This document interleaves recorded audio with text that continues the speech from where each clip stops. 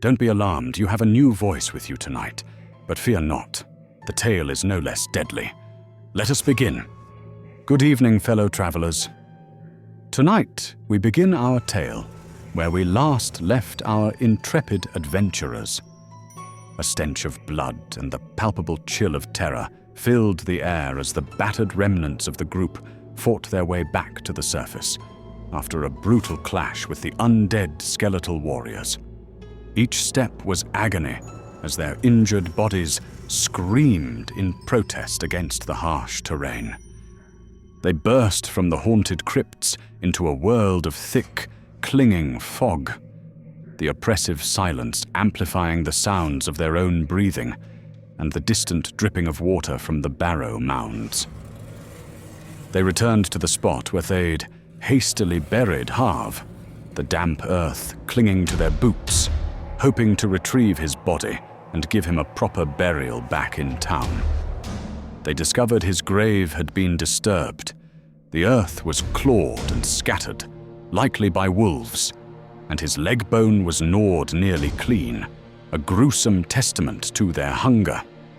Fingers fumbled with rough cloth, the rope biting into his skin as the chilling damp of the Barrowmoor seeped into his bones. Strapping him in as tightly as they could, they began the dangerous journey through the swamp, the air heavy with the smell of rotting vegetation and the sounds of unseen creatures towards the haven of Helix. The fog was incredibly dense, so thick that it felt as though one could almost sink their teeth into it. The foul-smelling decay clung to their clothes, staining them with its repugnant odor, leaving their bodies soiled and reeking. Carrying Harv through the twisting vines and rotting trees was brutal.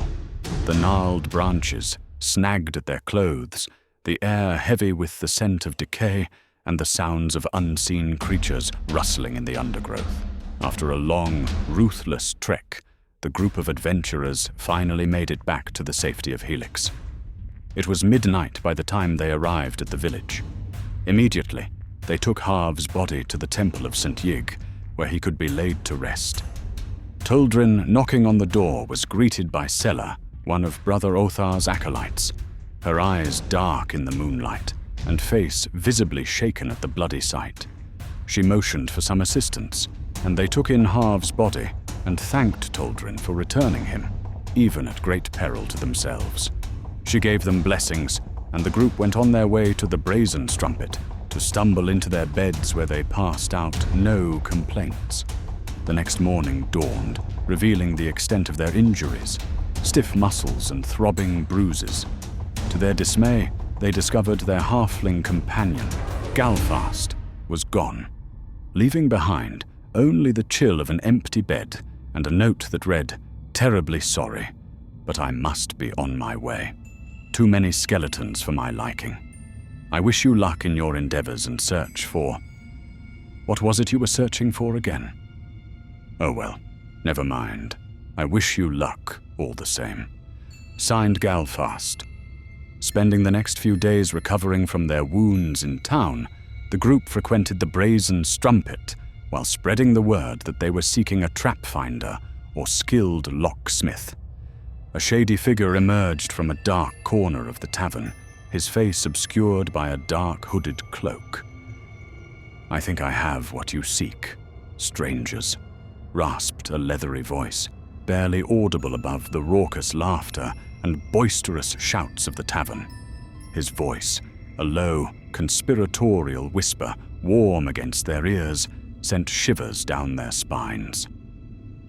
"I am highly skilled in all manner of banditry, burglary, lock-picking, and trap disarming," he breathed, the words tasting of secrets and shadowed alleys.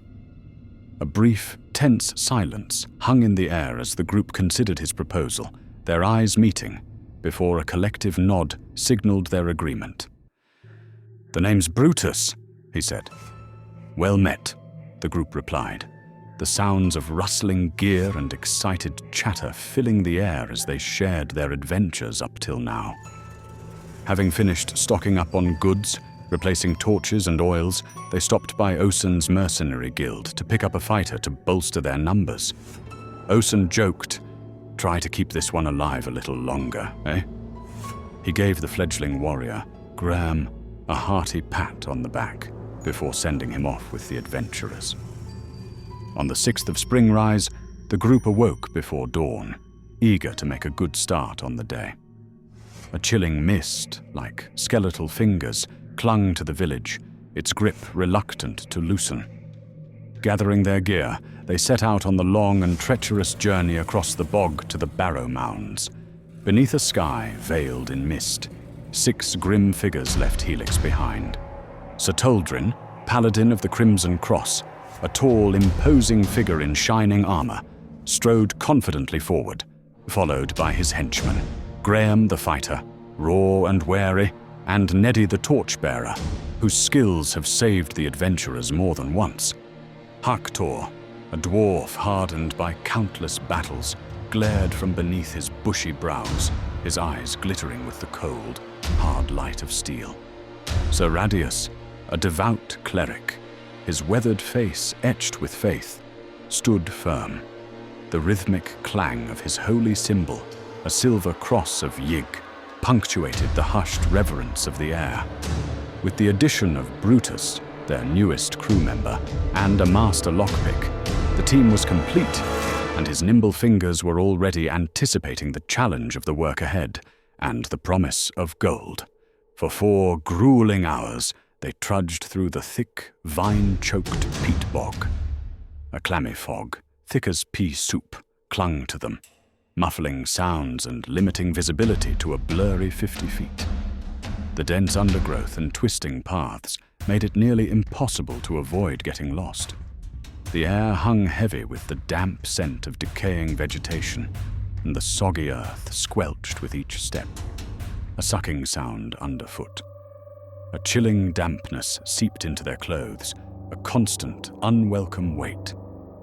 And then finally, they found their way to the Barrowmounds. The wind whistled eerily through the ancient stones as the earth rose in swells from the black, inky pools below, like cancerous tumors, creating a landscape of chilling shadows and age-old secrets. A raven was heard in the distance, its crow echoing ominously through the dense gloom. The damp chill of the earth clung to them as they retraced their steps, the low stone cairns, worn smooth by time and weather, jutting from the rotting earth, a pungent smell of decay in the air.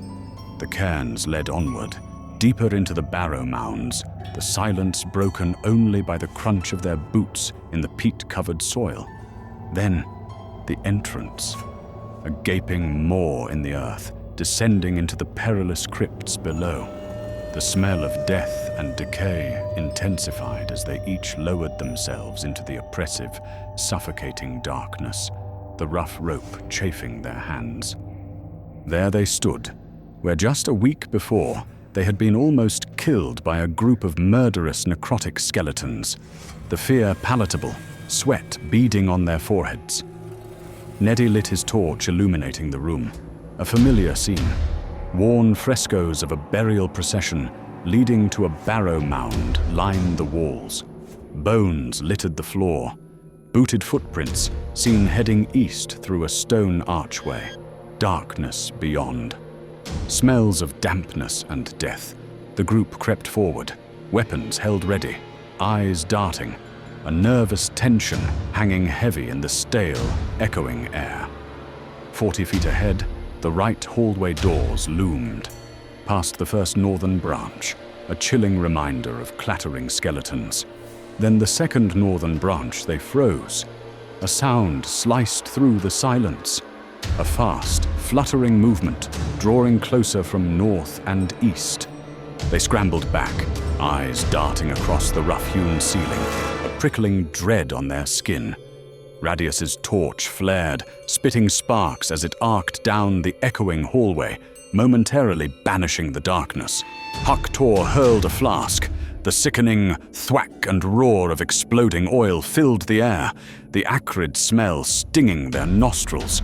The creatures, halted by the inferno, hovered, a terrifying, chittering chorus filling the silence. their leathery wings catching the flickering light. Then, two shadows, swift as arrows, lanced from the northern darkness. Small, 1-foot-long horrors, bat-like wings, a bird's skull, and a long, needle-like beak, attacked. The first whipped past Toldrin's cheek, a rush of air against his skin. The second found its mark, plunging deep into Haktor's neck with a sickening slurp, the dwarf howling as it began draining blood like a vampire in the night. In a desperate battle, Haktor wrestled with the Stirge, its tiny claws digging into his flesh as it drained his blood. The sounds of its desperate struggles filled the air before it was finally ripped from his neck like a hook from a fish. Haktor throws the beast towards the fire, but at the last moment it found its wings and took flight to quickly join the other Stirges in the hall. The fire had burned down enough, the Stirges were able to advance on the party. They moved into attack, wings flapping, beaks poised to stab at exposed flesh. Brutus loosed a whistling arrow, the thunk echoing as it skewered a foe, sending the body sprawling down the blood-slick hallway. Neddy's sling whirred, a stone whistling true, catching another assailant mid-leap, though it still thrashed. Toldrin's sword sang, a brutal arc cleaving another in two. Warm blood splattered the cold stone floor. Haktor's response was swift, a blur of steel ending another life. Sir Radius pummeling the last with his holy mace. The fight was a whirlwind of motion and death over almost before it began, leaving a grim, pungent silence in its wake. Haktor, wounded, let Radius take his place next to Sir Toldrin, and wasting no time, the party continues on. Through cracked halls and broken doors they hunted, until they found themselves before a new horror. Toldrin and Haktor stand in front of the door. The dwarf pushes it open to find 4 figures shambling into view. A ruin of what was once a man. Its flesh hangs in strips, grey and slick with rot, revealing blackened muscle and the glint of bone beneath. Empty sockets weep foul ichor as it turns its head in a sick, jerking motion toward the adventurers, the stench of the grave preceding it like a living thing. They lumber silently towards the party, with the grave's hunger burning in empty eyes. Brutus struck first, his arrow driving through a rotting skull. Radaeus hurled fire into the mass of shambling death. Haktor slammed the door and began scratching and knocking to attract their attention. They waited, hoping fire would finish what courage could not. When the door swung wide again, 3 blackened abominations staggered through the smoke, their faces a nightmare of melted features, the jawbone exposed in a permanent skeletal leer. With every staggering step, flakes of ash and seared skin slough off, falling like black snow to the sodden ground. The air fills with the stench of burnt hair and old blood. They loomed forward. In a gruesome exchange of slices and stabs, the party unleashes another brutal attack, ultimately finishing their opponents in a bloody and violent encounter. Black ichor dripping from their blades. Victory again, if one could call it that. They quickly searched the room, their eyes scanning the gruesome scene, until they spotted an ornate necklace lying on the chest of one of the foul, decomposing zombies. The smell of rot filled their nostrils. They pushed open another door, the hinges squeaking in protest, and stepped into a small, musty room. This time, they found not the rotting stench of zombies, but the smooth, cold stone of pedestals. Atop the weathered pedestals, black funerary boxes, coated in thick layers of green and grey mold and draped with cobwebs, sit silently. Quietly, the party enters the dimly lit chamber, the air thick with the scent of dust and ancient stone. Their footsteps echo softly as they cautiously examine the ornate pedestals, their fingertips tracing cool, smooth surfaces. Instead of traps, they find small, hidden compartments, a faint click as they spring open, revealing tiny tarnished levers. Inside the funerary boxes, the smell of decay is sharp, the sight of brittle bones unsettling.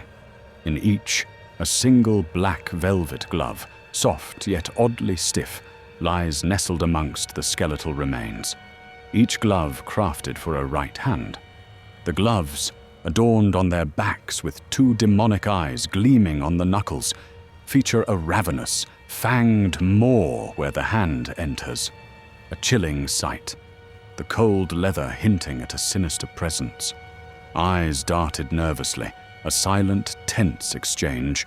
4 demonic gloves glinted under the flickering torchlight. 4 hidden levers. A musty smell of aged stone and something acrid hung in the air. Was this a foul trap?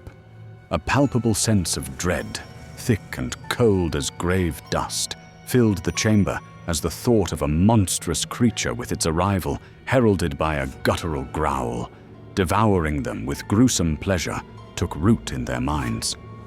Brutus stammers, I'll go first. His voice barely a whisper, and slowly inserts his right hand into a glove of ominous black leather, the rough texture a stark contrast to his pale skin. A collective intake of breath ripples through the onlookers. Wide, fearful eyes are glued to Brutus. He closes his eyes, a grimace twisting his features as the glove slides on, the scent of aged leather and something faintly metallic filling the air. Holding his gloved hand before him, a low hum vibrates through the tense silence. Then, nothing. A relieved sigh escapes Brutus's lips, the sound almost a physical release of tension. See, I told you, no problem. 3 others, their faces a mixture of trepidation and morbid curiosity, quickly follow suit, their hands disappearing into the dark, sinister gloves. Eyes widening, they stare, then yank the levers. A harsh, grating screech of stone on stone fills the air as a section of the eastern wall groans open, revealing a dark, musty, secret room. The cool dampness of the hidden chamber chills their skin. Peering inside, they see a small, damp chamber. An ancient crypt. Cobwebs, thick as shrouds, hang heavy in the dim light, clinging to dust motes, dancing in the torchlight, filtering through a dust. The air smells of mildew and aged stone. Within, a skeletal figure rests on a cold, rough slab, clad in seemingly pristine priestly vestments made of an unknown, but seemingly very high-quality silk.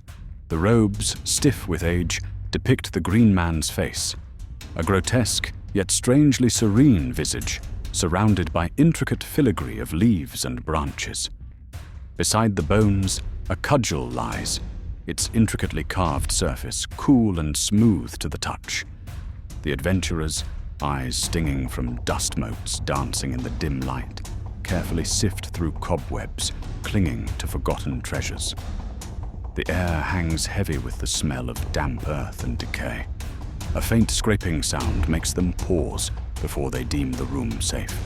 With a sigh of relief, they gather the robes and cudgel, its gleam catching the scant light. Then, they head back towards exit, the crunch of gravel under their boots, a welcome sound, needing to resupply arrows, torches, and water. Through bone-choked corridors and fog-choked moors, they stumbled home to Helix. The sharp scent of wood smoke and baking bread cut through the lingering dampness of the moor. The sight of warm, inviting hearths and bustling townsfolk was a balm to their weary souls, a stark contrast to the chilling silence and oppressive grey of the treacherous journey. Anxious to discover their treasure's worth, they first planned a raucous night at the Brazen Strumpet, a tavern where the pungent aroma of ale mingled with boisterous laughter, its echoing warmth momentarily washing away their worries. The rough-hewn tables vibrated with the energy of the crowd. Warm, tankards clinked, a joyful cacophony that dulled the horrors fresh in their minds. For a few short hours, but in the hearts of the adventurers, a truth festered. The fires of Helix gutter low against the mist. The warmth of ale and company fades from your bones.